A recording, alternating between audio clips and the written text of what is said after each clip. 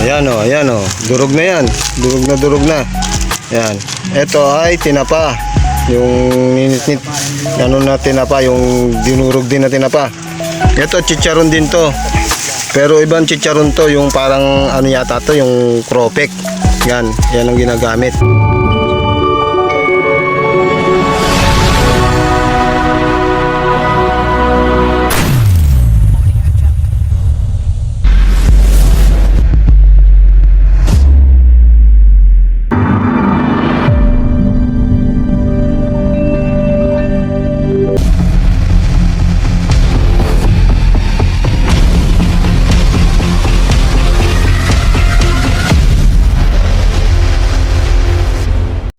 So yun, isang mapagpalang araw po sa ating lahat at ngayon po magluluto tayo ng pansit malabon.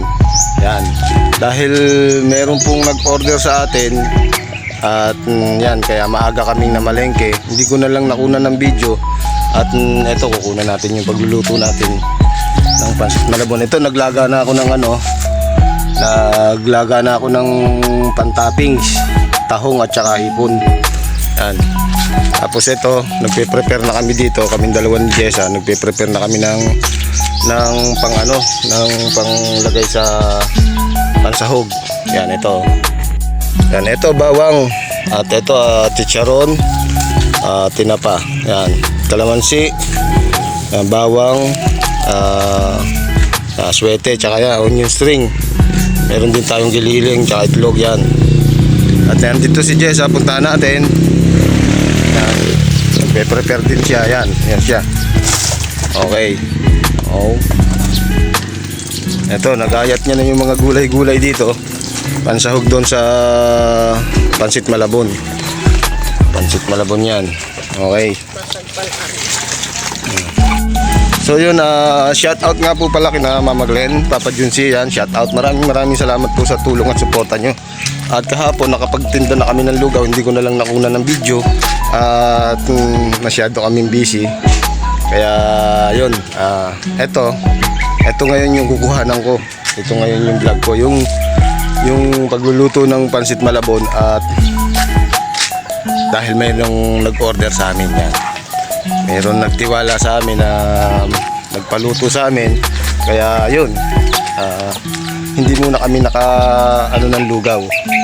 Ito muna yung aasikasuhin namin. Shout out po sa inyo Mama Glenn, Papa Junsi. Maraming salamat po sa tulong nyo. Yan. Mag-ingat po kayo lagi. God bless po sa inyo. Right. So yun, ito haluin muna natin at medyo pumupula-pula na siya at bumubukan na rin yung tahong. Yan, haluin lang natin.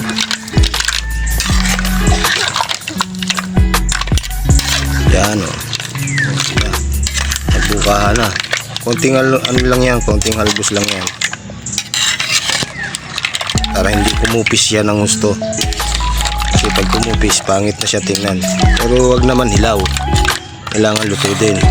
Alright. So yan at hihimayin na natin tong yung hipon at saka itong tahong. Yan, ito na, nahimay na natin yung iba. Ayan o, himay na. Tapos bibiyakin yan. Ayan, binibiyak na ni Jessa sa gitna.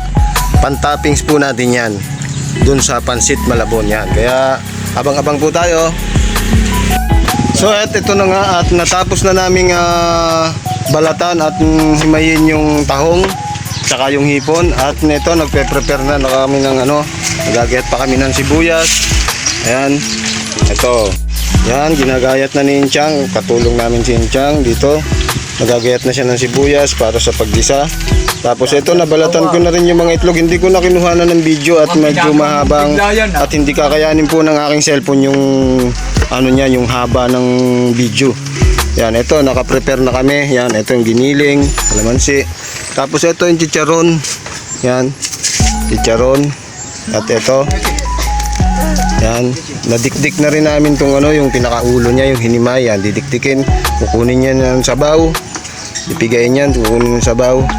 Tapos ito, yan, nakaprepare mo. Tapos ito, dinudurog ko to. Hindi ko na siya kukuhanan ng video kasi masyado siyang hahaba. Yung video ko hindi kakayanin ng cellphone ko. Hindi kakayanin ng cellphone ko yung ganung kahabang video. Kaya abang-abang na lang po tayo yan. Nakikita nyo naman yung mga pagproseso namin. At yan, para malaman nyo kung paano pagluto din. Okay. So ayun, at natapos ko na siyang durugin yung yung chicharong baboy. Yan. Ito. Ayan o. Durog na yan. Durog na. Yan. Ito ay tinapa. Yung ninit na tinapa, yung dinurog din na tinapa. Ito chicharon din to. Pero ibang chicharon to, yung parang yata to, yung cropek.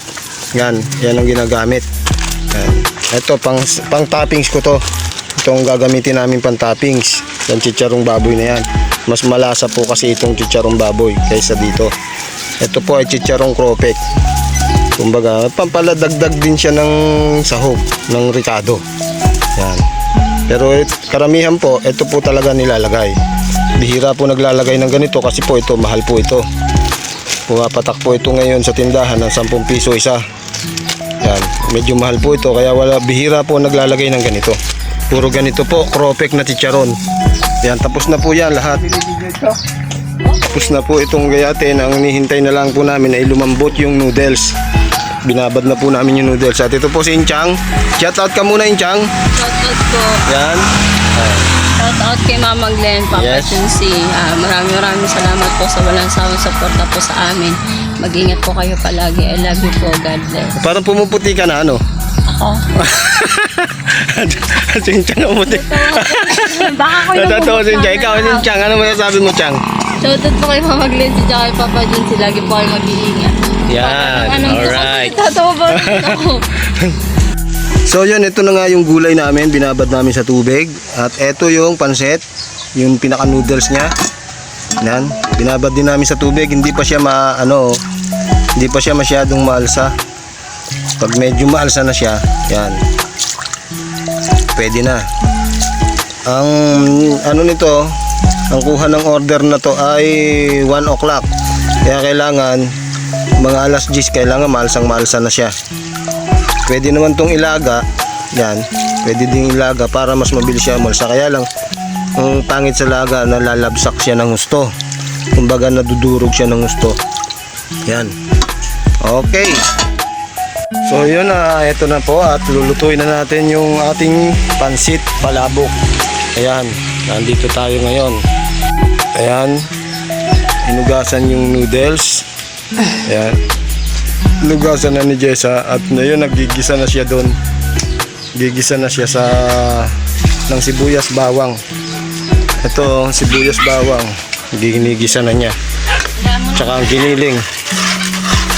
Ayan.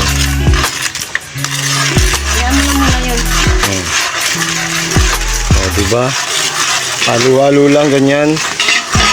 At maya-maya ay okay na yan. Alright. Hop.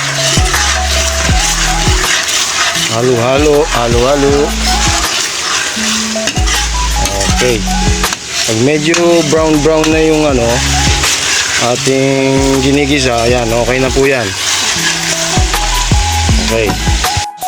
At ayan na, nilagyan na siya ng kaunting atswete. Ayan ang atswete, pampakulay lang yan. Nagdadagdag din ng kaunting sarap yan. Alright. Hinalo. Ayan na po, hinalo na. Hop. Kailangan hahaluin. Kailangan na ihahaluin. Pantay. Alright. Ang ating kulay. Okay. Ganito po ay pinamana sa akin ng aking biyanan. Ayan. Si Mama po talaga. Mama. Nagturo nitong luto na to. Si Mamsi po yan turo sa akin. Maraming tinuruan si Mamsi dito sa amin sa pagluluto kasi talaga pong maano siya magluto. Yun, isinahog na po yung gulay. Ayan na nga.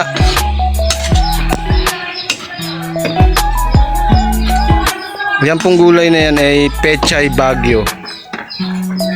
Yan, masarap yan sa pansit palabok.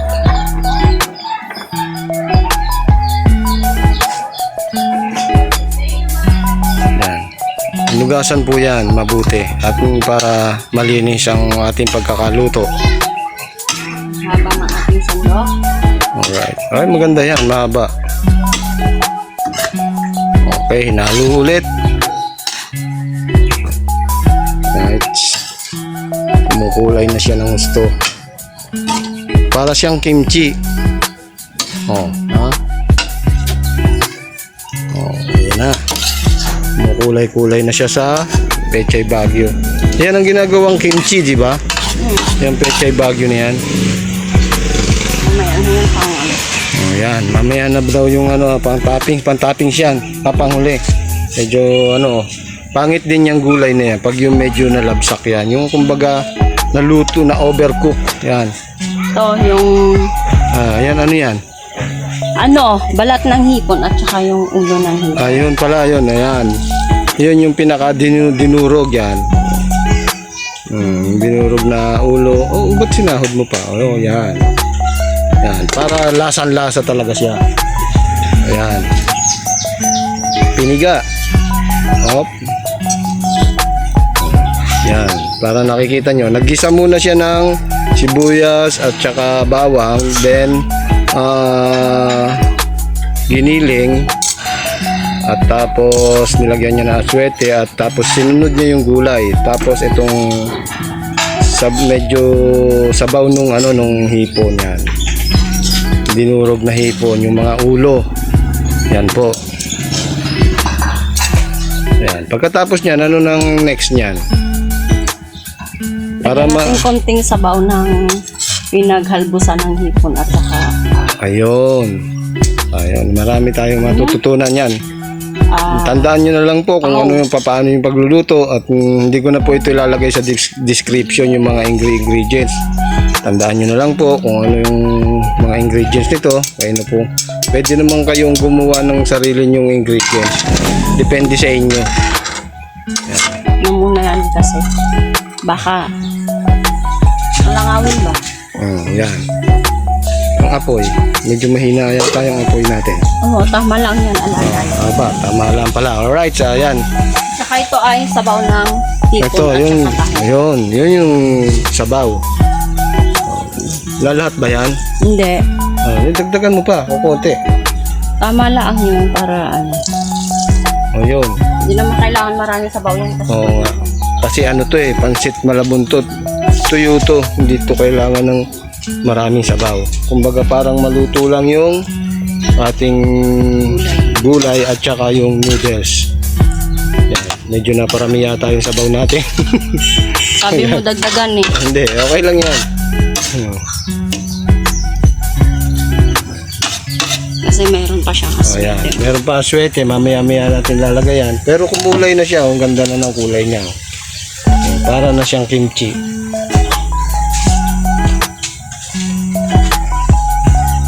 Alright, at ayan, ano nang susunod dyan? Tinapa. Tinapa. Ayan, tinapa. Yung dinurog na tinapa. Ayan, ito yun. Alright. Parang ayaw pa buksan. Oo nga. Sobrang Okay. higpit ha. Hindi kasi pwede. Tirahin ko na nga to. Yan, pwede naman Yan. Mamon. Guys, konti lang kasi maalat to eh. Tatansyahin lang natin yung lagay. Tansya-tansya Kasi- lang. Mamaya na ulit maglagay. Kasi mayroon po kasi minsan, ay kabayo! Tinapa na maalat, merong iba na hindi maalat. Kasi parang sobrang dami pala nang nabili natin. Marami yan, 50 pesos yan. Dapat 30 dapat pesos 30 lang pesos. o 20 pesos. Sobrang dami pala konti lang palang lalagay mo.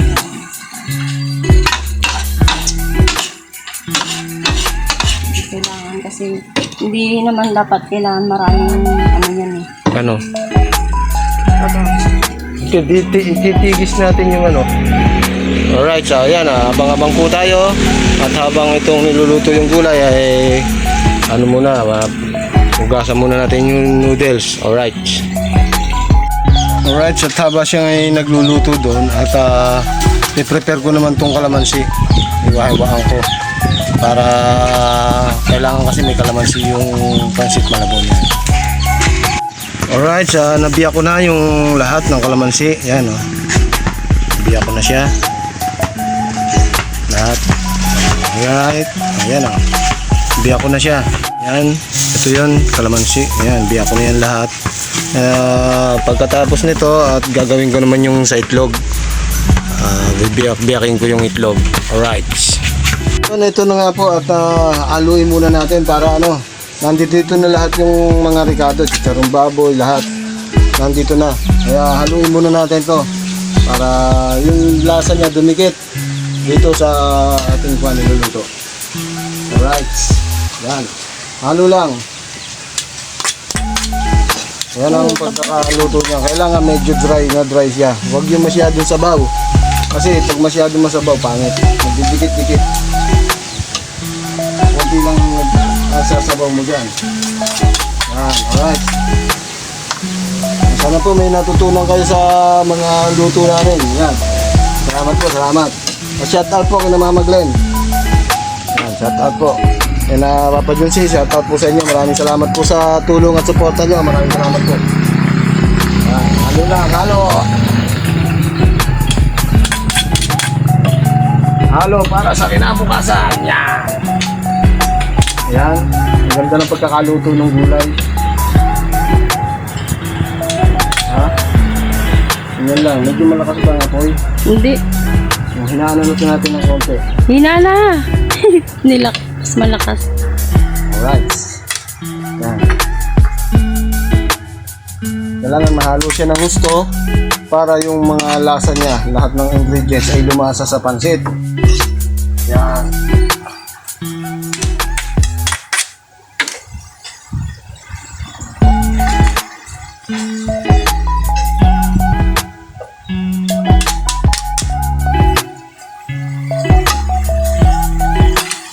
Taste it to believe it. Pero ng kutsara, pasuyo, at ating titikman muna. Yan, kung okay na ba ang timplada niya. Oh. Meron pa ang ano dyan, ilalahat yan. Alright. Oh. Right. Unang tikim. Oh, may papikit-pekit pa. Wow. Medyo may kulang. Tabang. Uy, awak. Paminta. Paminta, ayun. Ito ang paminta. Hindi ko naisip na ano. Ito ang paminta. Lagyan muna natin. Konti lang.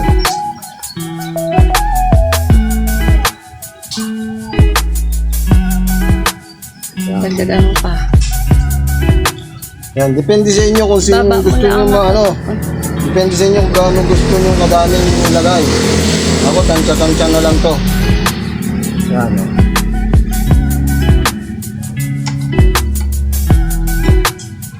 Oh, halo. Right. Na.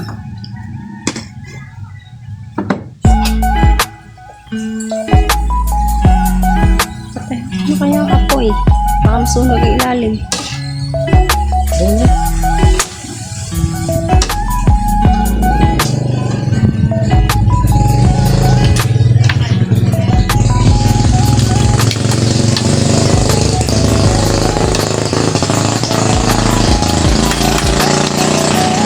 Medyo mahirap po yun haluin pag lalo na po na ilagay na yung lahat yung chicharon. Matabang. Yan. Matabang ba ng konti? O sige. Lagyan mo pa ng ano, yung tinapa. O yun guys, dinagdagan po natin yan kasi medyo matabang. Hindi po natin pwedeng bibiglain kasi baka mamaya pag nasobrahan maaalat po yung lasa. Huwag mo nang lagyan ng apoy kasi masusunog yung ilalim. Hindi, maganda yung mga po.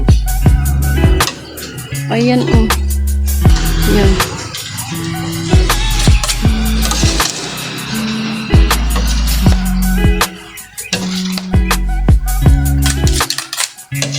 Ang ganda na, nagtitikness na siya.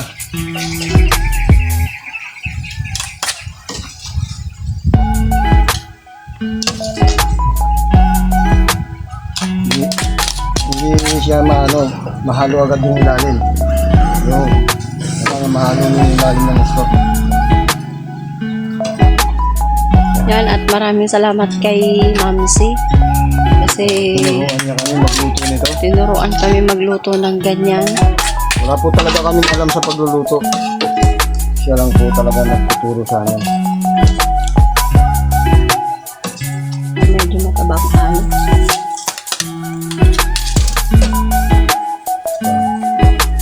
Tagal mo pa. Medyo matabang.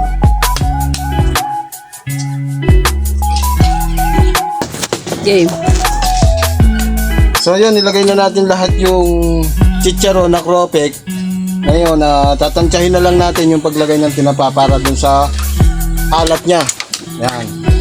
Kaya, ito na, halo lang tayo ng halo. Alright. Tapon.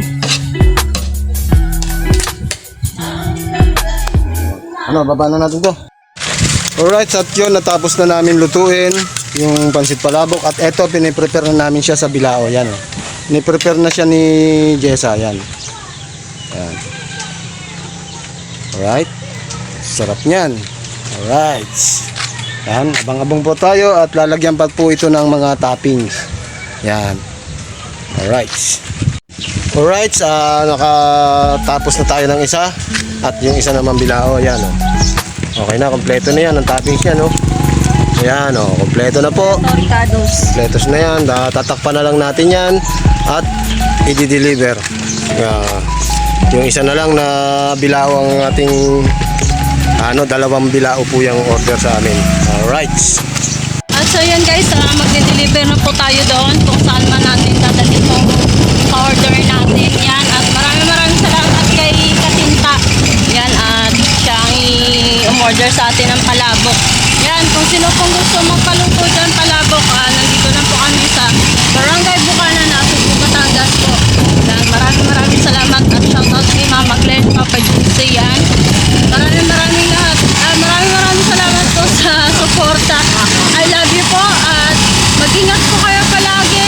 Yan, at ako'y gutom na siguro. Anong oras na, hindi pa ako kumain. Gawa na, nagluto pa tayo. So yun guys, mag-ingat kayo lahat. I love you po. Yan.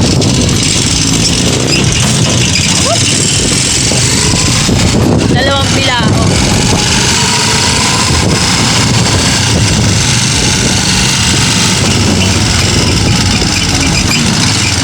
Hanapin natin si Katinta. Yan. Yee! Hanapin natin si Katinta. Nabot pa tayo dito ng may living. So yun guys, hanapin natin po sa Edong banda. Hindi ko po alam pero si Mariel baka kabisado nito.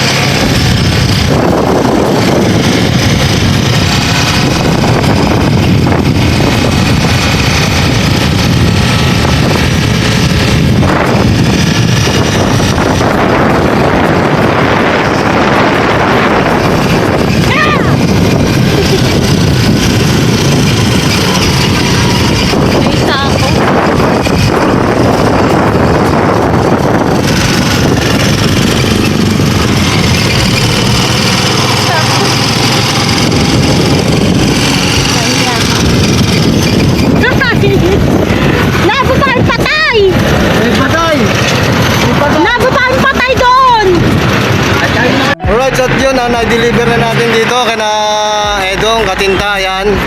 Alright. Huwag na sa loob yan. Bawal? Ayan, nandito po namin siya deliver kay Katinta po. At hanggang dito na lang po yung vlog ko. Maraming salamat po sa inyo. Shout out po ulit kina Mama Glenn, Papa Junsi. Yan, maraming salamat din kay Edong sa pag-order niya ng aming palabok. Yan, sa mga gusto pong mag-order, yan, ito po yung number ko, 0936-734-1913, yan. Sa mga taga-Nasugbo. Sa mga malalayo, mahirap i-deliver yun. Kaya, yun lang po. Sa mga gusto lang po mag-order, yan po yung number ko. Yan, maraming salamat po ulit sa inyong lahat. At, mahal ko po kayong lahat at shout out po ulit kina Mama Glenn, Papa Junsi. At sa lahat po ng viewers na nanonood ng vlog ko, maraming salamat po sa inyo. Yan, shout out po sa inyong lahat. Yan. Kay Tito John Espino, shout out. Sa Team Repsol. Yan, shout out po sa inyo lahat. Yan, ingat po kayo sa inyo. Ingat po kayo lagi. I love you all. Bye-bye. God bless.